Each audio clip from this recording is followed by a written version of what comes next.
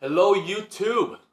I just have a very important message, and this is concerning atheists. And whenever a Christian wishes to minister to an atheist, I think one of the very most important topics we can start at the foundation is absolutes.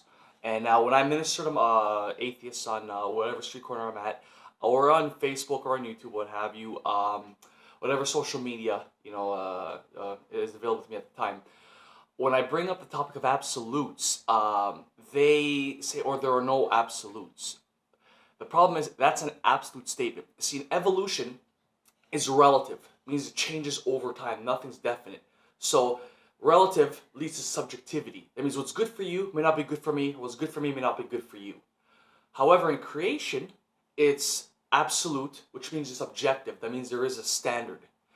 And when I'm usually preaching on a microphone or open air preaching, which means there's no microphone, I'm just belting it off of my lungs, mouth and lungs. That's all I have. What usually happens is when I say, when I bring out absolutes and I bring up the statement that when an atheist says there are no absolutes, that's an absolute statement, goes, oh no, that's true, no, it's a subjectivity, or they'll throw in whatever argument that they have. And even now, they'll even throw begging the question, which means I'm trying to put the answer inside my question or inside the statement. No, when you say that there are no absolutes, that's an absolute statement because you're saying there are none. Well, you cannot say that. You say, if you say, for example, when I'm preaching, a lot of people will tell me, oh, there is no God. They'll declare it valiantly, there is no God. I'm sorry, you just proved that there is a God because you made an absolute statement. And they'll say, well, what are you talking about? No, there's no God. You go, yes, there is, because if you make an absolute statement, only God is absolute. That's fact. Only God is absolute.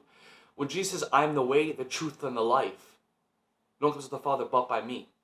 John 14:6. That's an absolute statement because he's saying he is the way, he is the truth, the life. Not a part of it or one road to it. He is the it. That's an absolute statement.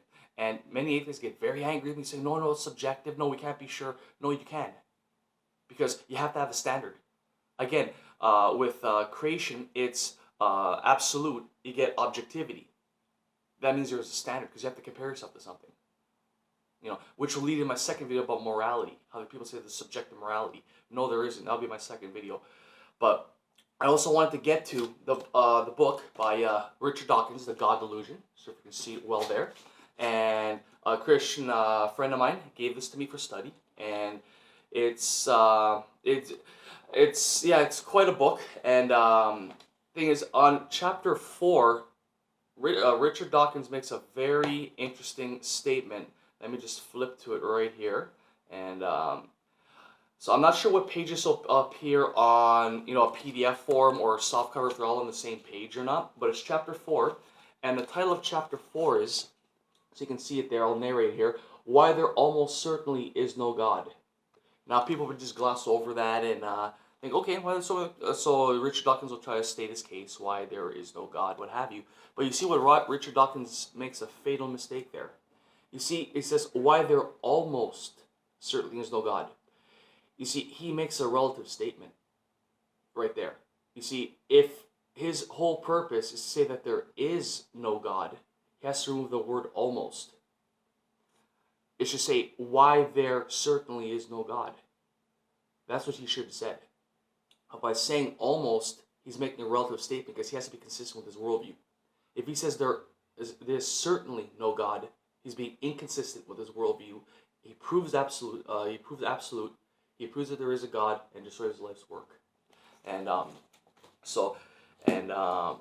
I'm very glad I have this book just for that very fact, to challenge atheists, because I just want atheists, evolutionists, whatever you like to call yourself, naturalists, I just want to challenge you on that. Have a new thought to ring in your head. Because maybe what you've been taught in school about evolution may not be true. Or may not be the only worldview. Because of course you have the creation worldview, you've heard of it, but it's not taught. Or it's not taught in full context. Because if you want to judge a situation passionately, or just judge it, unbiasedly, you have to get both sides of the story. You have to. But if you're only given one side and say this is true, that falls apart. You know, for example, and also say, oh, evolution is, oh, we love facts. Well, facts is also absolute. So you have another problem there. But hold on, so this is going to be video 1 of probably 3 or 4. The other one will be dealing with morality and meaning, purpose. And so, yeah, so to the atheist, yes, there are absolutes. By saying that there are no absolutes, you're making an absolute statement. You cancel your whole argument out. The best you can say is probably is no God, or maybe there is no God. It has to be relative. And I just hope that, you know, you do consider this video, consider what's being said, and a new thought rings in your head. And it's like that pebble in the shoe that you can't get out that makes you think, says, you know what, there could be another side to this. So, God bless, and I'll see you in the next video. Take care.